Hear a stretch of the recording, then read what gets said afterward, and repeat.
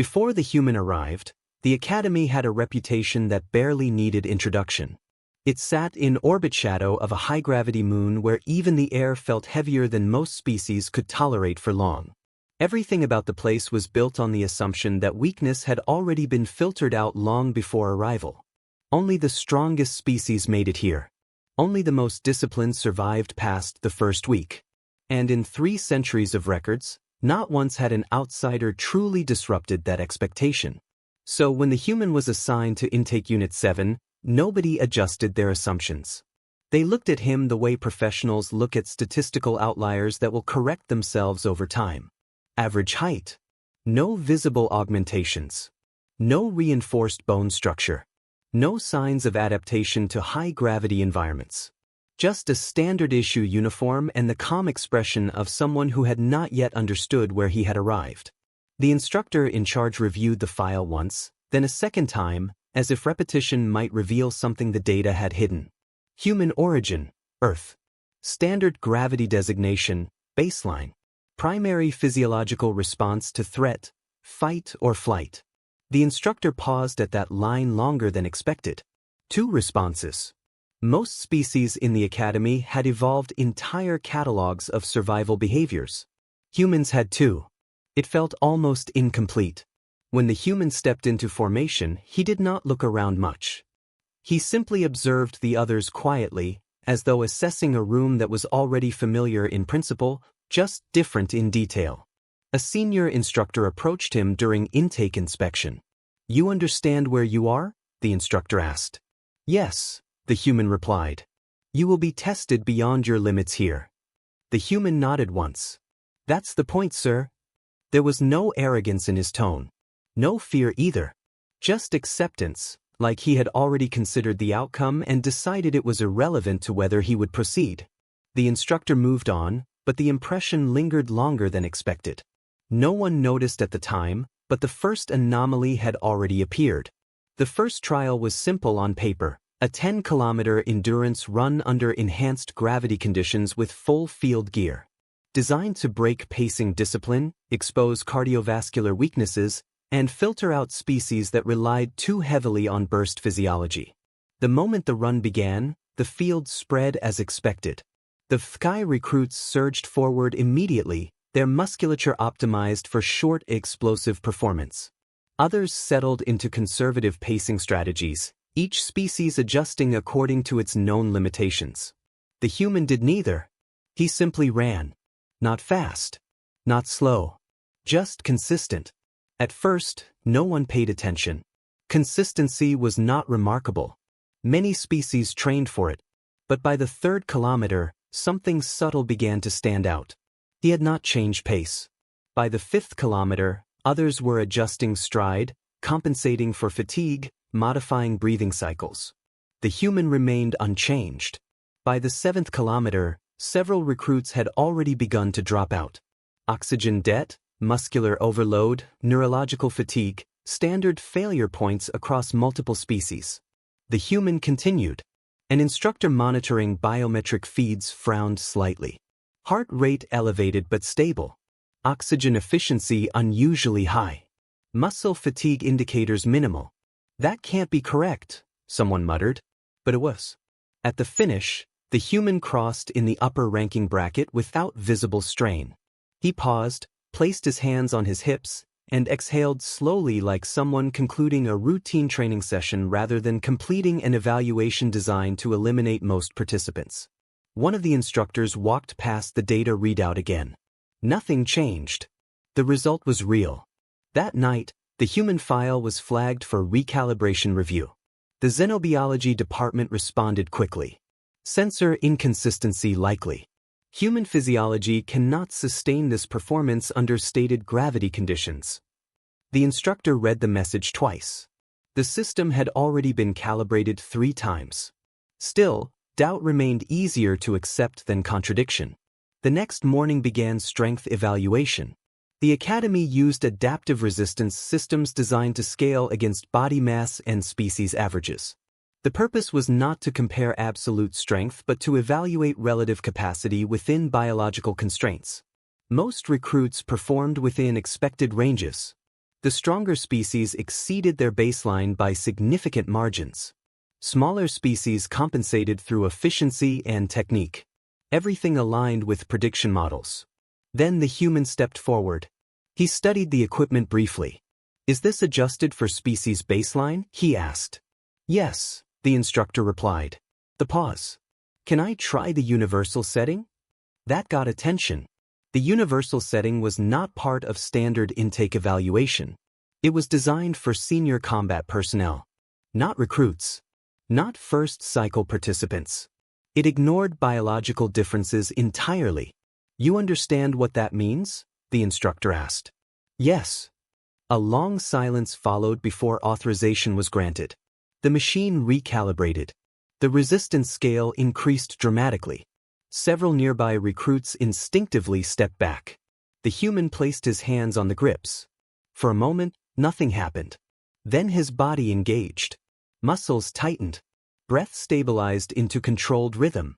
The frame resisted hard enough to make the floor plating vibrate. He lifted. Not smoothly. Not effortlessly. But deliberately under full strain, maintaining control long enough to complete a full cycle before lowering it back into place. He exhaled sharply afterward, rolled his shoulders, and looked up. "Again," he said. No one responded immediately. Something in the room had changed. Not fear. Reassessment. The third day introduced obstacle and reaction drills. It was here that observation shifted from performance to behavior. During a balance transition exercise, one of the recruits misstepped on a high beam under reduced stability conditions. The fall would have been severe. Injury likely. Possibly career-ending depending on impact angle. The human moved without hesitation. Not fast in a dramatic sense. Fast in a way that did not draw attention until the action had already completed. He caught the recruit mid-fall, stabilized the impact, and released them once equilibrium was restored. The entire sequence lasted less than a quarter second. The instructor reviewing the footage paused the recording and replayed it. Then again. Reaction timing did not align with recorded biological averages. Human baseline reaction speed was slower than most Academy species. This was not slower. This was faster than trained elite response tiers. The instructor leaned back slowly. "Something is wrong with the dataset," someone said. No one argued. It was easier to assume error than revision. But error has limits. By the fifth day, the Academy introduced controlled combat simulation. This was where assumptions usually survived or died. The simulation adjusted opponent difficulty based on species classification. Each recruit faced a calibrated adversary designed to match expected survival thresholds. Most failed between 30 and 50 seconds. A few reached the full minute. The human entered without visible hesitation. The system attempted to calibrate a human-specific threat model. No sufficient data existed. It defaulted upward. The opponent engaged. Fast, aggressive, optimized for prediction-based combat. The human did not retreat. He redirected the first strike, shifted the opponent's momentum, and placed it into controlled ground contact. 3 seconds. Reset. Second engagement. Same result. The system increased difficulty tier. The opponent adapted. So did the human. By the end of the trial, the simulation had escalated beyond standard intake parameters. The human remained inside the engagement window for the full duration. When the cycle ended, he stepped out with minor bruising and steady breathing. He looked mildly disappointed. "Is that it?" he asked. No one answered immediately. That night, instructors stopped treating the data as anomaly and began treating it as contradiction. Because anomalies correct themselves. Contradictions rewrite systems. The breakthrough came days later. A xenobiology analyst finally cross-referenced Earth's gravitational classification using absolute measurement standards instead of inherited diplomatic scaling. The results changed everything. Earth had been labeled baseline standard gravity. It was not. It was significantly higher than most assumed reference worlds. Human physiology had been mapped incorrectly from the beginning. Every performance metric had been interpreted through a flawed comparison scale. The realization was simple. The human was not exceeding limits. The limits had been misdefined. And everything they thought they understood about his species was wrong. By the time Command received the corrected analysis, the human had already advanced beyond intake evaluation. He was no longer being tested for survival. He was being tested for instruction capability. And the Academy, for the first time in its history, had to reconsider a fundamental assumption. They had not discovered a weak newcomer. They had misidentified a developed one. Command response arrived without ceremony, as most corrections do when they are too large to be polite. The report had been reviewed. The measurements had been cross-validated. The conclusions had been verified twice, then a third time by an independent council observer who requested no credit for the delay. The summary was simple, but the implications were not. Humanity had not been accurately classified. The baseline gravity reference used for decades of diplomatic translation had been incorrect in absolute terms. The difference was not minor. It was systemic. A structural error carried across every academy, every training doctrine, every comparative biological assessment. What had been labeled standard human physiology was actually a misinterpreted adaptation to a significantly heavier world than assumed. And one human had just demonstrated it in real time. The Academy did not announce the correction publicly at first. Instead, training protocols quietly changed. Resistance thresholds were adjusted. Simulation baselines were revised. Reaction time expectations were recalculated. And yet, none of this reached the recruits immediately. They only noticed that things that used to feel impossible were suddenly less stable in definition. The human noticed something else. Nothing changed for him. Not really. He still ran the same distances without visible strain. Still adapted to strength trials faster than expected. Still processed combat simulations as if he were reading patterns that others were only reacting to. But now, instructors were watching differently. Not evaluating. Measuring. As if trying to understand what had been missed the first time. On the 8th day, the human was reassigned to advanced protocol without formal announcement. It was not punishment. It was correction. The adjustment was subtle in structure but significant in difficulty. Gravity settings increased. Endurance intervals extended. Combat simulations shifted from reactive opponents to adaptive learning systems designed to evolve mid-engagement. Most recruits struggled immediately. Some failed outright. The human did not stop. He adjusted pace like the environment had simply changed its expectations, not its intent. During a 12-kilometer endurance segment under increased gravity, he maintained consistent pacing until kilometer 9, where a second-year FTCI trainee assigned to monitor him began to fall behind. The trainee increased output. The human matched it without change. Then surpassed it slightly. Not as competition. As continuation. At the finish line, both arrived within seconds of each other. The trainee was breathing heavily. The human was breathing evenly. That difference was no longer ignored. It was studied. Instructors began observing recovery rates more closely. Fatigue response patterns. Neurological adaptation curves. And something else emerged. The human recovered faster than expected. Not just physically. Cognitively. He processed post-engagement adjustments almost immediately, reviewing mistakes, adjusting form, refining approach without delay. It was not just endurance. It was continuous optimization under strain. On the sparring floor, this became more obvious. In early combat simulations, opponents had struggled to predict him. Now they struggled to adapt to him. He did not overwhelm through force alone. He adjusted mid-exchange. When blocked, he redirected. When countered, he restructured approach. When pressured, he simplified movement rather than escalating force. It created an effect instructors could not easily categorize. He was not the strongest. He was not the fastest.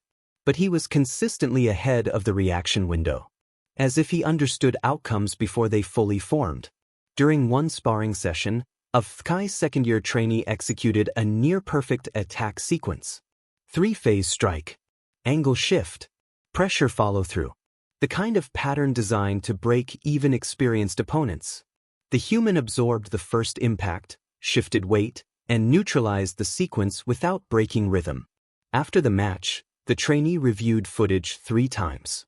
Then asked a question no Thkai warrior usually asked after losing. How did you see it coming?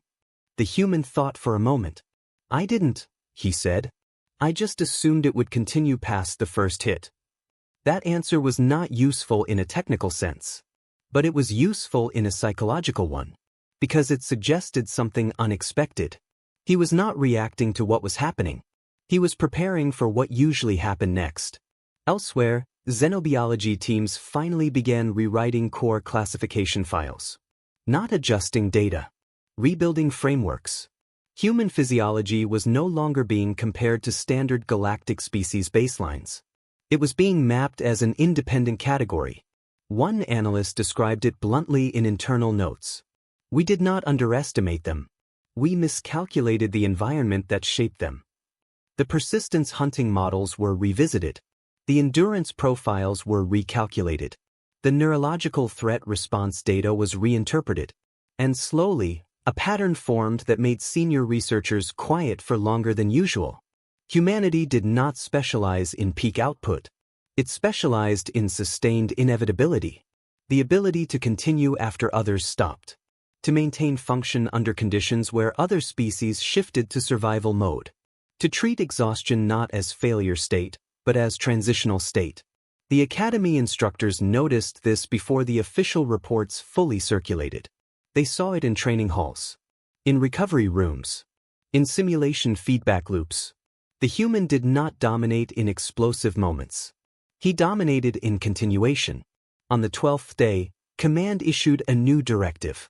The human would be evaluated for instructor eligibility. Not because he had completed training, but because he had begun to redefine what training meant. The announcement did not reach him immediately. He was still on the range when it was approved. Practicing energy weapon targeting systems. Adjusting grip. Rerunning sequences. Not because he was behind, but because he had identified inefficiency. An instructor observed him for several minutes before speaking. You understand you've already passed standard evaluation thresholds? Yes, the human replied. Then why are you still training? The pause. Because I'm still making mistakes, he said. The instructor checked the data again. There were mistakes, but not failure-level mistakes. Optimization-level refinements. The kind most recruits never noticed. Later that night, the Academy's senior board convened. Not for disciplinary review. For structural reassessment. Because if one human could perform at this level under corrected parameters, then the question was no longer about him. It was about everyone else. And whether the galaxy had spent centuries building its expectations on the wrong foundation. By the time the instructor certification evaluation cycle began, the Academy was no longer treating the human as an intake anomaly. He was now an unresolved variable. Something that needed to be tested not for inclusion, but for definition. The certification board was assembled with unusual seriousness for a first-cycle candidate. 3 senior Thkai commanders, a Galactic Council observer, and xenobiology representation that had doubled since the original assessment began. Dr. Previn had not slept properly in days, which, for his species, was starting to become medically noticeable. The evaluation spanned 2 full days. The first phase was endurance under structured escalation. The second was combat under adaptive conditions.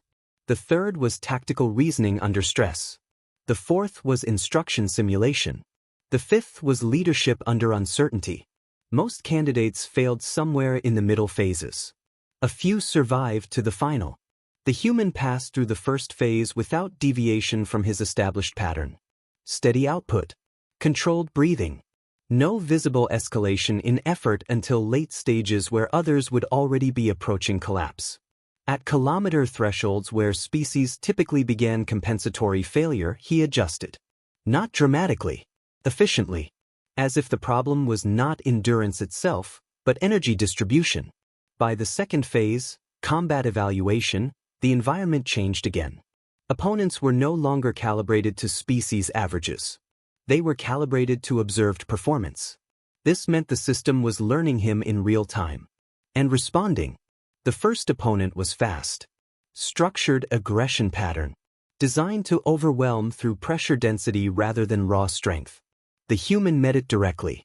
Not by blocking, not by retreating, but by absorbing initial momentum and redirecting it into positional control. The match ended in seconds. The second opponent was more complex. Adaptive pattern recognition system, designed to evolve mid-fight based on engagement history. It did. So did the human. The observers began to notice something uncomfortable. He was not being surprised anymore. He was anticipating adaptation curves. Not predicting specific moves. Predicting learning behavior. By the third combat phase, the system escalated to instructor-tier simulation models. This was not standard for evaluation. It was a test of whether the candidate could function under conditions designed to outscale them. The human did not dominate the first exchange. He lost positional control briefly, took impact, recovered, then simplified. That was the key moment. Instead of escalating complexity, he reduced it. Fewer movements, clearer transitions, more direct responses. It forced the system into a slower adaptation loop, because there was less to predict and less to exploit. At the end of the phase, the simulation timed out. Not because the human won, but because the system could not escalate fast enough to maintain meaningful evaluation pressure. That result was logged as non-standard termination condition, which in academy language meant the test failed to test the subject. The instruction simulation phase followed. Here, candidates were given control over a training scenario and evaluated on how they taught lower-tier recruits. Most species defaulted to their own training doctrine. The human did not. He adjusted instruction style based on observed learner weakness. When a simulated trainee struggled with pacing, he slowed progression. When another failed under pressure, he reduced stimulus intensity before gradually increasing it. When another misunderstood movement mechanics, he broke the sequence into smaller functional components. The observers noted something unusual again. He was not teaching like a soldier. He was teaching like someone who had spent a long time figuring out how not to fail. The final phase was leadership under uncertainty. This was less physical and more psychological. A dynamic crisis simulation where information degraded over time and candidates had to maintain group coherence while adapting to incomplete data. Most candidates struggled with loss of control. The human did not attempt to regain full control. He stabilized what remained functional. He did not command aggressively. He distributed decision-making. He reduced dependency on single-point failure. It created an effect that was difficult to classify in traditional metrics. Groups under his guidance did not become faster or stronger. They became more stable. And stability, in crisis environments, often outperformed raw capability. By the end of the evaluation, there was no immediate celebration. Only silence from parts of the observation deck that had expected a very different outcome. The certification board withdrew for 3 hours. When they returned, their conclusion was unanimous, with 2 exceptional notations. The first was physical performance exceeding second-cycle baseline standards. The second was instructional adaptability exceeding established instructor behavioral models. The human was now formally eligible for instructor classification. In 300 years of academy history, this had never happened in a first-cycle recruit. The announcement triggered immediate secondary review at council level. Because eligibility was not the issue anymore. Implication was, that night, Garoval reviewed the match recordings alone. He kept returning to one detail. Not the strength, not the speed, not even the adaptation, but the absence of hesitation. Every other species in the academy hesitated at certain thresholds. Before committing, before reacting, before adapting. The human did not. He processed, decided, acted. As if hesitation itself was an unnecessary step. A delay he had already learned to eliminate. Later, Dr. Previn sent a final message to the Xenobiology archive. It contained only one line. We did not discover an exceptional human. We discovered what happens when a species evolves under sustained pressure long enough that survival becomes structure. And across the academy, without announcement, training protocols began to shift again. Not because anyone ordered it, but because no one could justify keeping them the same. The final sparring evaluation did not feel like a conclusion when it began. It felt like a checkpoint that had been misidentified as an endpoint. The observation deck was fuller than usual, though no official announcement had encouraged attendance. That alone told Garoval more than any report could. When experienced instructors, xenobiologists, and council observers voluntarily gathered, it usually meant one thing. The system expected something important to happen, or feared it already had. The format was traditional. 3 consecutive opponents. First, match skill level. Second, superior tier. Third, senior instructor level. A structure designed to test not just capability, but endurance of identity under escalating pressure. The human entered without ceremony. No acknowledgement of the audience. No visible change in demeanor. Just readiness. The first opponent moved quickly. Fast enough to force immediate engagement. The exchange was short, efficient, and clean. Neither side hesitated. Neither side overcommit. But the human controlled the rhythm within seconds. Not by force. By timing. By refusing to give the opponent space to reset their own tempo. The match ended with a controlled takedown. No unnecessary damage. No flourish. Just resolution. The second opponent was different. Stronger. More experienced. A FKI second-cycle combat specialist with reputation for adaptive close-quarters dominance. This match lasted longer. 4 full rounds. The opponent adjusted mid-fight. So did the human. The observers began to lean forward without realizing it. Because what they were watching was no longer a fight in the traditional sense. It was a continuous correction loop between 2 adaptive systems. But only one of them was improving faster. By the 4th round, the human stopped reacting to individual attacks. He began reacting to behavioral patterns. Small shifts in stance. Micro-adjustments in breathing. Weight distribution before commitment. The opponent noticed too late. The match ended on points. No clear dominance, but a clear trajectory. Then came the 3rd match. Garoval stepped into the ring. There was no recalibration. No adjustment for rank disparity. No attempt to soften the evaluation. That would have defeated the purpose. The silence in the observation deck was different now. Not anticipation. Tension. The bell rang. Garoval moved first. Not aggressively. Precisely. He tested distance, rhythm, response. The human responded without delay. Not with equal force. With structural adaptation. Each exchange revealed something new. Not about strength. About processing speed. Garoval began to notice something subtle. He was no longer forcing reactions. He was triggering them. And the human was not reacting late. He was reacting just after prediction had formed. Which meant he was reading intent, not motion. The realization was uncomfortable. Because intent is not supposed to be readable at this level. At least not consistently. The match extended. Round after round. Each exchange refining the boundary between prediction and execution. The human took damage. So did Garoval. Neither escalated unnecessarily. Because escalation would have ended the match. And neither of them wanted that yet. Not consciously. But in function. By the 6th round, Garoval was breathing harder than expected.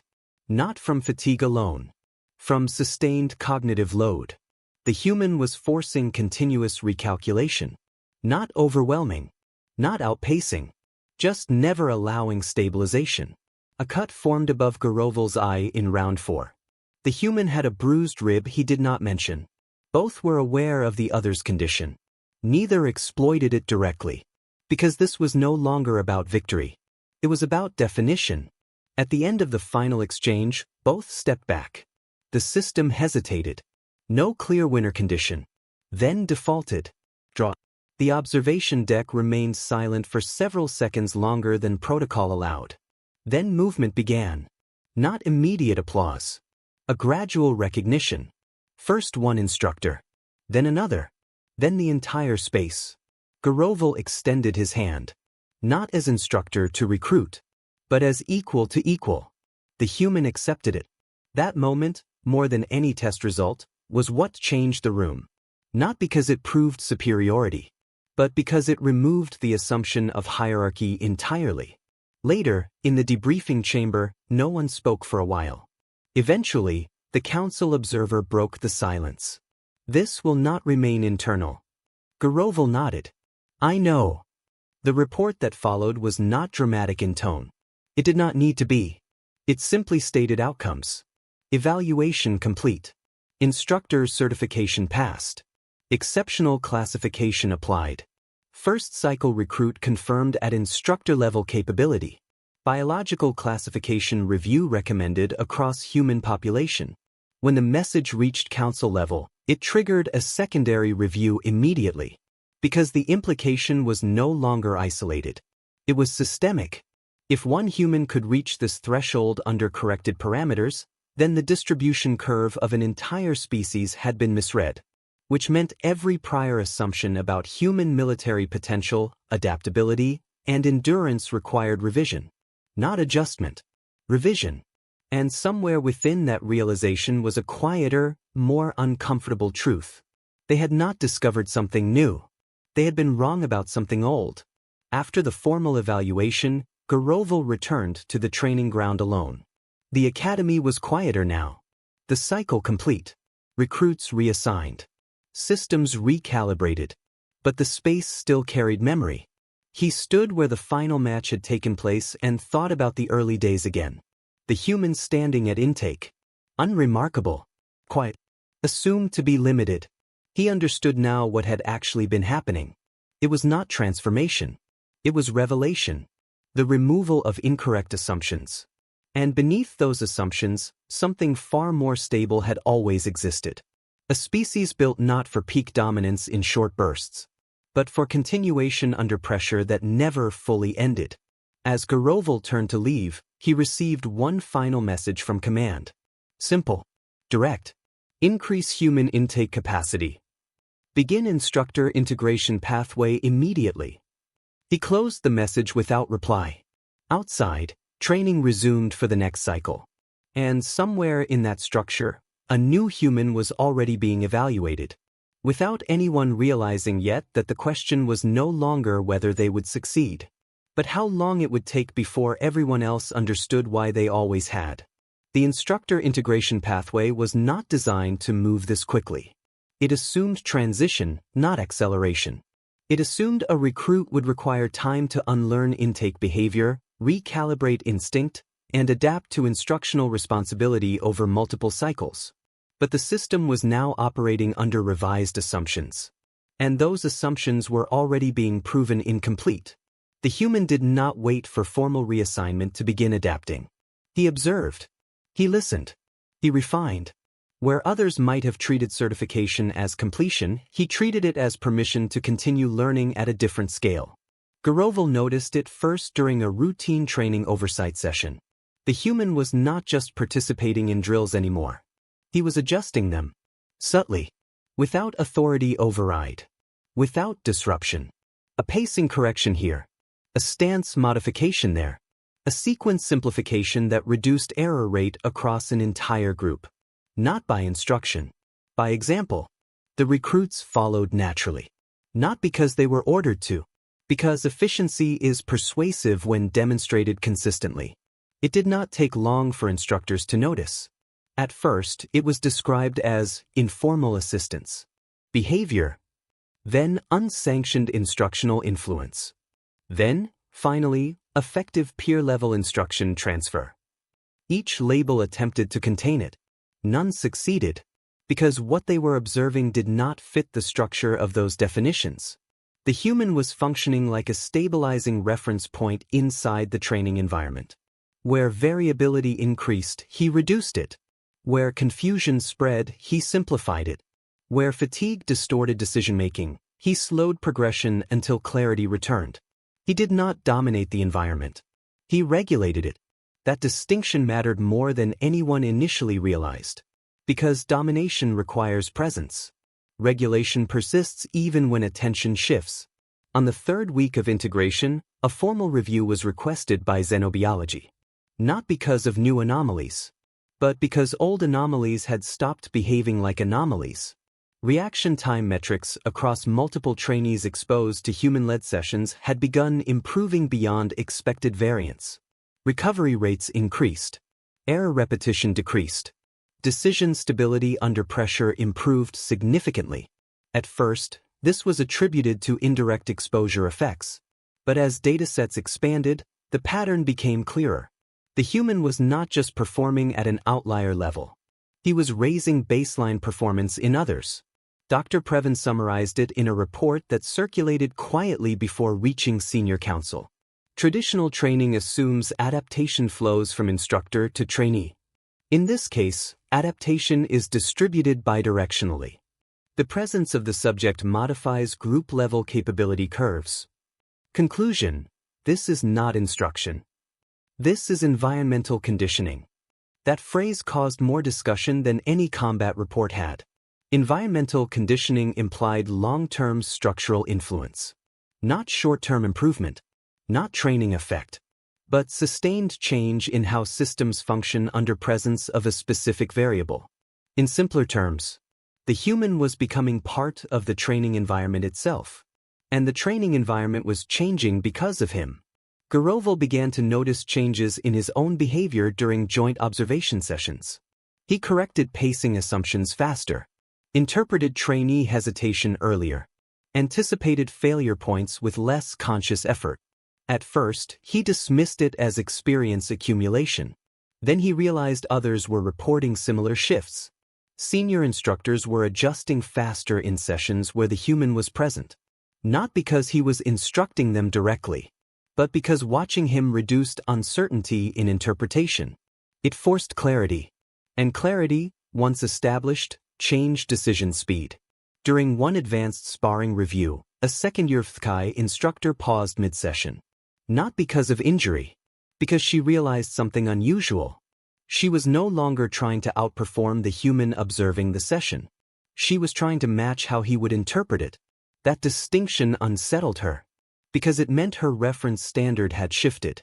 Not toward authority, but toward observation. Later that day, she submitted a formal note. I am no longer using Academy benchmark models as primary reference during combat analysis. I am using human observation patterns. The note was forwarded, then duplicated, then referenced. Within a week, multiple instructors had adopted similar behavioral shifts. The Academy did not officially acknowledge it, but internally, a new category began to form. Not in classification databases. In practice, human-aligned assessment logic. It was not written as doctrine, but it was being used as one. On the fifth week, command requested a live instructional demonstration. Not evaluation. Demonstration. A controlled environment with mixed species recruits, varied skill levels, and randomized stress variables. The goal was simple. Determine whether the human could function as a primary instructional node without destabilizing the system. The setup was large, complex. Multiple observers, multiple contingencies, redundancy protocols in place. The human entered without hesitation. He did not begin by teaching. He began by observing. 1 minute of silence. Just watching movement patterns, stance distribution, error frequency, and fatigue indicators across the group. Then he spoke. Not loudly, not formally, just clearly. Stop trying to match speed. The pause. Match control first. The group hesitated. He continued. If you speed up without control, you create errors. If you create errors, you slow down anyway. So you're not gaining speed. You're losing efficiency. He demonstrated once. Slow, precise, clean execution of a movement sequence under controlled resistance. Then again. Same movement. Same precision. Slightly increased tempo. Still stable. He looked up. Now increase speed only as long as control remains unchanged. What followed was not dramatic. It was gradual correction. Individuals adjusted. Groups stabilized. Mistakes reduced. Not because pressure increased. Because interpretation changed. Garoval watched from the observation deck without speaking. This was not academy instruction style. It was something else. A reduction of unnecessary complexity until only functional structure remained. After the session ended, no one immediately moved. Not because they were waiting, but because they were recalibrating internally. Later, one of the observers asked a question that summarized the shift more accurately than any report. Why does it feel like he removes difficulty instead of adding instruction? Dr. Previn responded after a long pause. Because most instruction assumes growth requires pressure. This assumes growth requires clarity. And clarity, once experienced at scale, is difficult to abandon. That night, Garoval updated his personal assessment file. Not for command. For himself. He wrote one line at the end. The human is no longer adapting to the academy. The academy is adapting to him. He closed the file. And for the first time since intake, he considered a question that had nothing to do with performance metrics. Not what humanity was capable of, but what it would mean when the rest of the galaxy stopped measuring them incorrectly. The change did not arrive as an announcement. It arrived as a shift in behavior across the academy that no one officially ordered, but everyone slowly began to follow. Training logs were adjusted. Evaluation language changed. Even simulation systems began to quietly incorporate human observational models as optional reference patterns. Not mandatory. Not enforced. Just increasingly useful. That was the dangerous part. What begins as useful in an institution like the academy often becomes standard without anyone deciding it should. The human remained in the training environment, but his role was no longer clearly defined. Instructor designation had been approved, but implementation lagged behind reality, because there was no established framework for someone who had been a recruit, then an instructor, and simultaneously a calibration reference for both. So for a short period, he existed in between classifications. Not unusual for systems encountering something they were not designed to categorize. During this phase, Garoval observed him more than he spoke to him. The human did not seem bothered by the ambiguity. If anything, he treated it as expected, as if formal labels were always secondary to functional role. He continued participating in sessions, but now with dual behavior patterns. At times, he instructed. At times, he trained. At times, he simply observed without intervening, allowing others to adapt on their own. And strangely, that third mode created the most consistent improvement in others. Because without explicit correction, individuals were forced to recognize inefficiencies themselves. That led to faster internal adjustment, less dependency, more stability. It was during one such observation session that a senior FTCI instructor approached Garoval privately. "I don't understand what he is doing," she said. "He is doing less than most instructors, but achieving more consistent outcomes." Garoval did not respond immediately, because he had reached the same conclusion, and it was difficult to phrase without sounding like contradiction.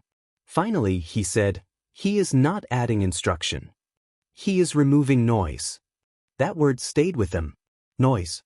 Not error. Not weakness. Noise. Unnecessary complexity that obscures optimal action. It reframed the entire concept of training. On the 7th week, a controlled crisis simulation was introduced. This was not standard training. It was system stress testing. A multi-layered scenario involving degraded communication, simulated environmental instability, and fragmented command structure. Most groups struggled immediately. Coordination broke down under missing information. Command chains fragmented. Decision-making slowed under uncertainty. The humans assigned group did something different. They stabilized. Not because they had full information, but because they had fewer conflicting interpretations. The human reduced communication layers early. He established simple decision rules. Not rigid commands. Guiding principles. If you see risk without confirmation, stabilize position. If you lose information, reduce complexity. If multiple options exist, choose the one that maintains group coherence. It was not doctrine. It was structure. And structure held when systems degraded. The simulation did not end with a clear victory condition. It ended with survival stability metrics. The humans group scored highest. Not because they solved every problem, but because they failed less destructively than others. After the session, Dr. Previn reviewed the data for nearly an hour without speaking. Then he said something quietly. "This is not how academy training is supposed to function." Garoval replied, "Then perhaps the academy was designed under incomplete assumptions." Previn nodded slowly. "That is becoming a recurring conclusion." Meanwhile, outside formal sessions, changes continued spreading. Not through instruction. Through observation. Instructors began copying pacing adjustments they had seen the human use. Trainees began simplifying movement sequences instinctively after exposure to his sessions. Even simulation designers began integrating human-style adaptive simplification parameters into test environments. No one labeled it as doctrine, but it was becoming behavior. On the 9th week, Command requested an updated status report. Garoval did not exaggerate. He did not minimize. He simply wrote what had become increasingly difficult to deny. The subject is functioning as a stabilizing influence on training systems across multiple species.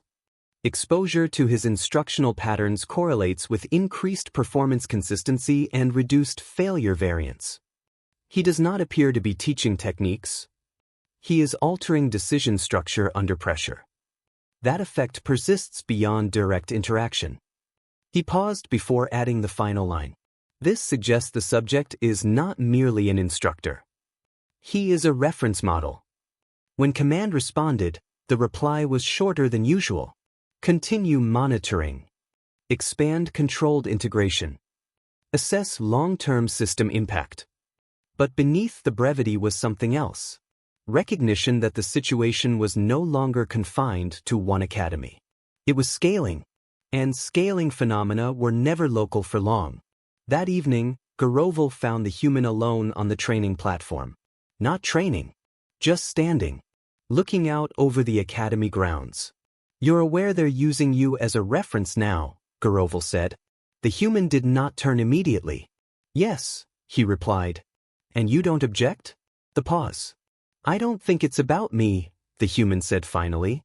Garoval frowned slightly. "Then what is it about?" The human looked down at the training yard. Systems behave differently when they stop assuming failure is normal. Another pause. "I think I'm just showing them what it looks like when failure is not the default expectation." Garoval studied him for a moment. "That sounds like a dangerous idea." The human gave a slight shrug. "Only if the system depends on failure staying normal." That answer lingered longer than expected, because it implied something no report had yet fully stated. That the academy structure was not just being improved. It was being reinterpreted. And once interpretation changes, systems rarely return to their original shape. Later that night, Garoval reviewed historical academy data. Patterns of reform. Major doctrine shifts. Reclassification events. There were precedents for external species influencing training systems. But none at this scale. None this rapidly. And none originating from a first-cycle recruit. He closed the archive. And for the first time, he considered a possibility that was not yet in any official report. That humanity had not simply been underestimated. They had been misunderstood in a way that made their strengths invisible until they were already operating inside the system. And now that the system had adapted to see them clearly, it was beginning to realize it had been built around assumptions that no longer applied. The reassessment reached council level quietly at first, the way structural changes always begin when they are too large to announce loudly. There was no emergency declaration, no alarm, no sudden policy reversal. Just a steady accumulation of revised reports, corrected baselines, and reprocessed historical assumptions that began to paint a single unavoidable picture. Humanity had not changed. The galaxy's understanding of humanity had. And that correction was still spreading. On Keth 4, the Academy continued functioning as if nothing fundamental had shifted, but anyone paying attention closely enough could feel the difference in how training sessions unfolded. Less friction in group coordination. Faster recovery after failure states. More stable performance under uncertainty.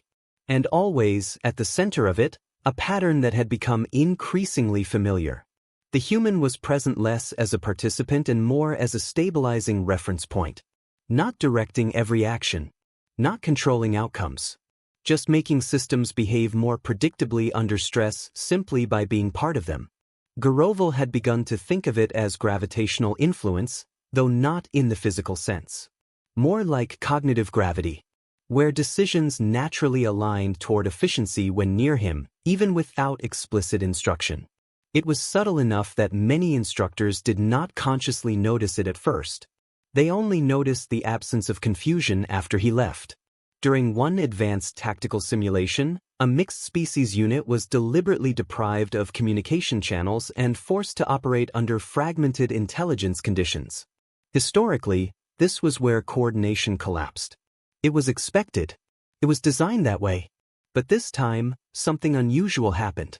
Instead of breaking into competing microgroups, the unit reorganized itself around simplified decision principles that mirrored previous human-led sessions.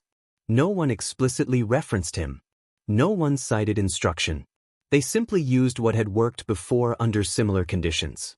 And it worked again. After the simulation, one of the observers reviewed the logs multiple times.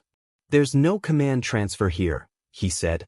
"It's behavioral inheritance." That phrase spread quickly through internal documentation. Behavioral inheritance.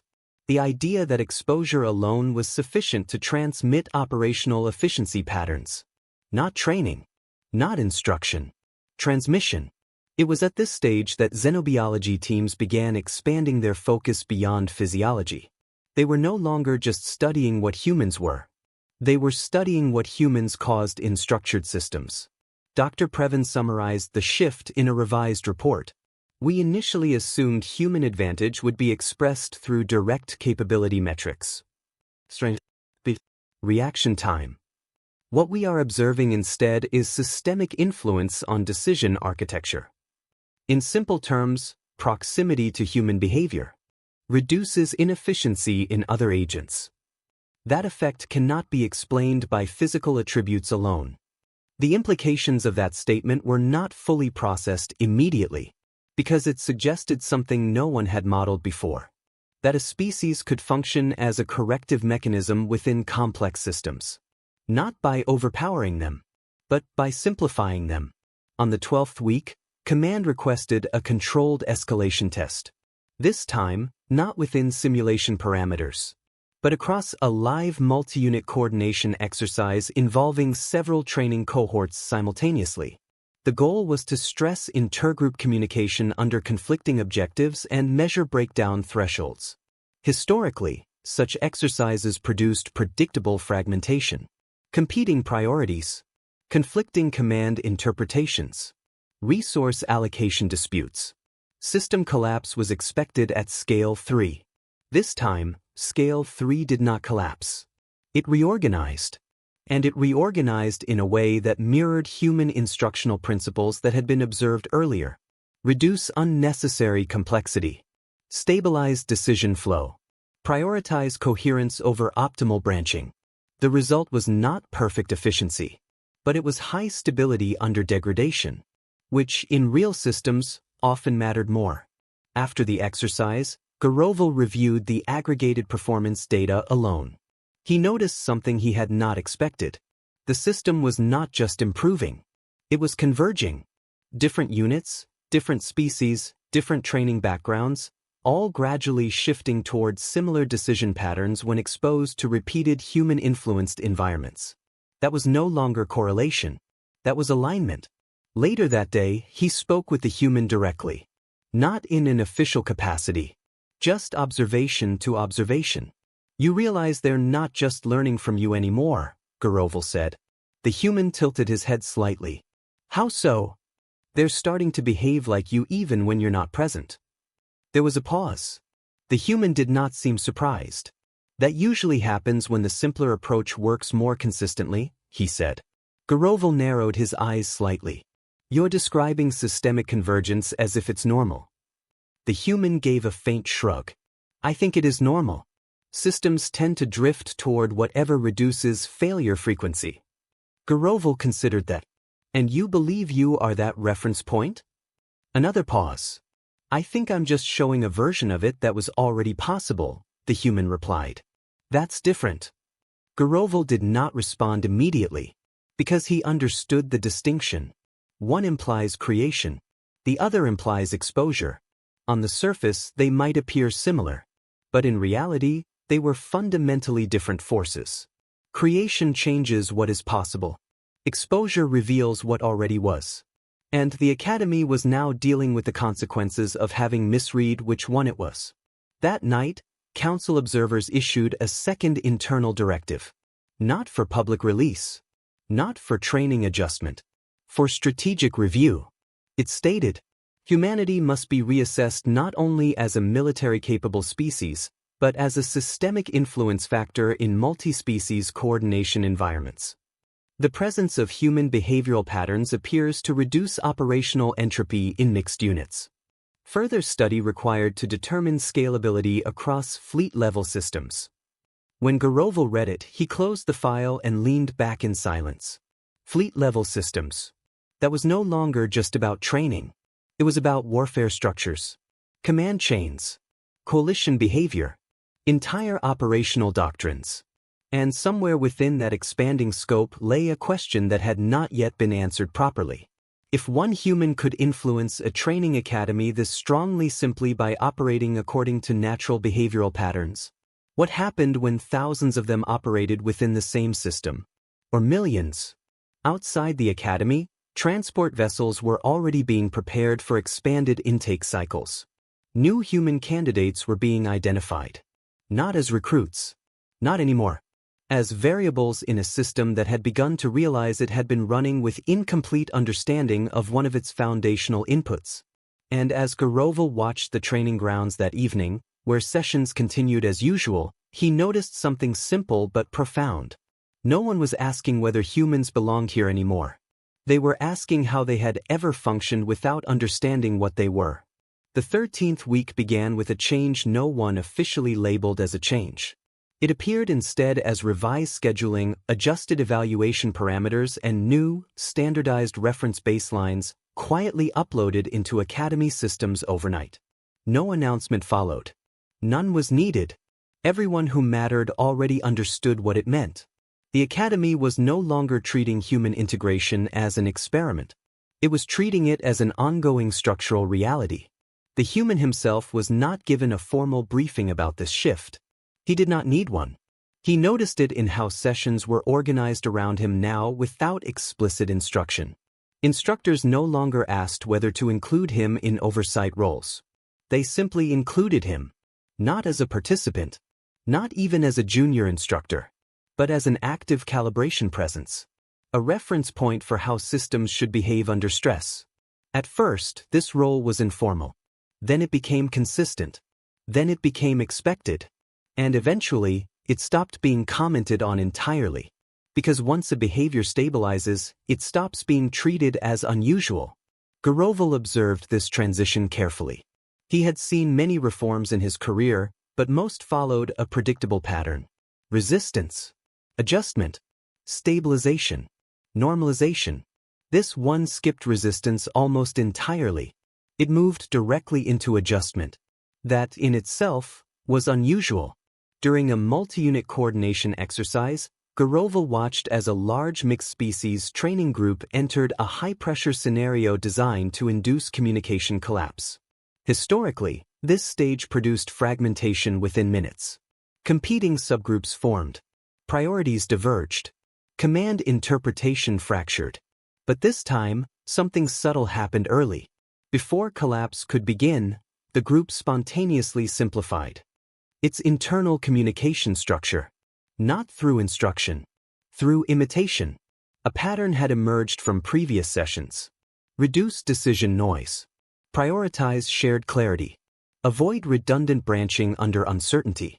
These were not formal rules. But they had become behavioral defaults.